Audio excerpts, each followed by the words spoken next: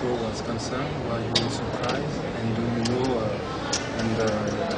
if the campaign launched by the fans, several seekers, will have any chance to succeed? I do know that the show will not be produced by ABC Disney. I mean, that's pretty much, been made pretty clear. I mean, on the other hand, I've heard of other shows being, saved by similar campaigns. So I wouldn't put it past, the fans and their passion and their strength and their will. So you never know. And did you have a chance to take something from the character, Carlo? I did. I don't know if my corset. I want to burn that thing. I did just get a box from New Zealand back in the States, but I haven't opened it, so I don't know what's in it. It might be a costume or something. Who knows? We'll see. Yeah. I was just thinking that when I was looking at these photos. I was going, oh gosh, what if she sent me the white dress, our costumer, Jane Holland? I don't know what I'll do with it. I guess just hang it in the closet and remember. Yeah. For the end of the show, did you make some kind of celebration with all the team just to say goodbye to everyone? Oh, yeah. Well, at the time when we finished, we didn't know that it was the end. We did have a bit of an idea, it didn't look like it, that it was going to go ahead. But we did have a big, big party. It was a lot of fun. Yeah. You got, I saw the final of Yeah. the show, and so yes, it's a great final for all the fans because this is an happy ending. But there is still really no hope that the show could go on later. I think if maybe another producer came along and wanted to pick up the show for a mini-series or a movie, maybe, something like that could happen. I mean, honestly, I feel like sometimes I'm the last to know anything. You guys probably know more than I do, But, I don't know. I don't know. I think it would take something like that, probably someone else to come along and pick up the show and make it happen. So maybe it's not the end. Yeah. Mm-hmm. Hello. What kind of skills did you have to use? Well, I had to learn to ride horses, which was huge. I mean, I was asked when I got the job, hey, can you ride? And I was thinking, yeah. I mean, I'd been on a horse a couple times, but it was just trotting, walking on a horse. And I got up to, in the finale, I was like full-on galloping, going really fast. And that was a skill that I was really, it was a total bonus to get to learn that.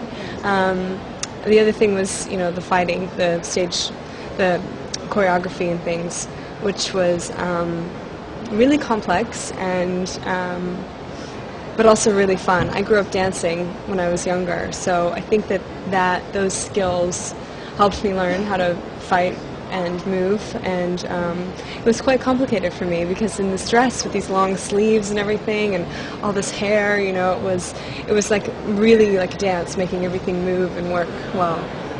Yeah. Mm-hmm. Talk about the premise of the show and just starting. Yeah.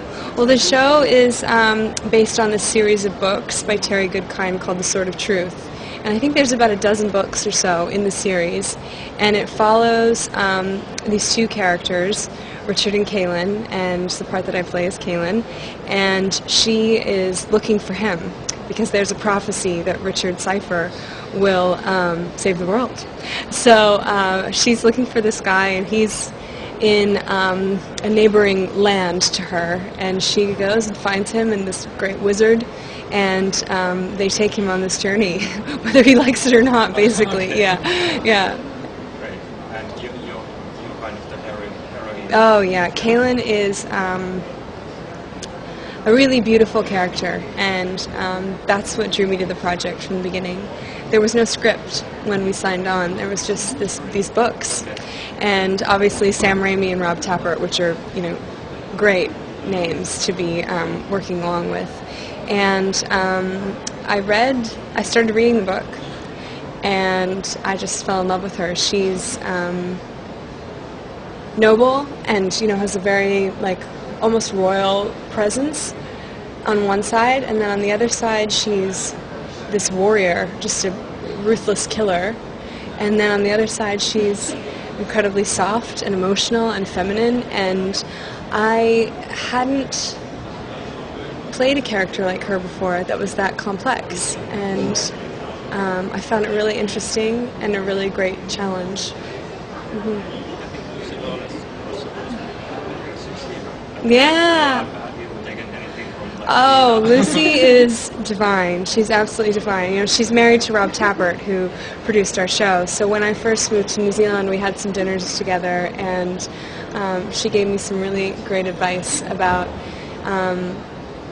what it means to be the leading actor on a show. And she's incredibly cool. She's so cool and funny, and I really enjoyed picking her brain. Yeah. Why do you think the show couldn't make it to a third season? Because of the ratings, or maybe there was something missing in the show?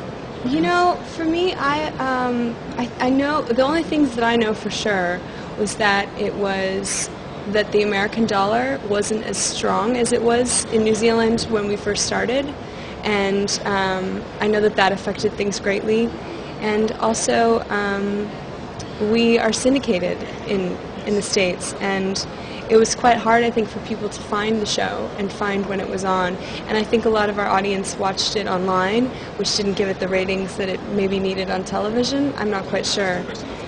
Yeah, I think it was just costs, because the truth is our ratings were really strong from what I know. And in my opinion, I think the show only got better and better. Yeah. Yeah, I know, but there's so many elements, you know, that have nothing to do with, you know, how good the show is or how much we're enjoying it or what have you. So, I mean, I think everybody just kind of throws their arms up in the air and goes, I don't know, you know. Yeah. What are your projects now? Oh, yeah. Well, I have a film coming out that I shot in between seasons of Seeker called The Best and the Brightest. And it's a comedy and modern day, and it's the opposite of Legend of the Seeker, basically. And I play a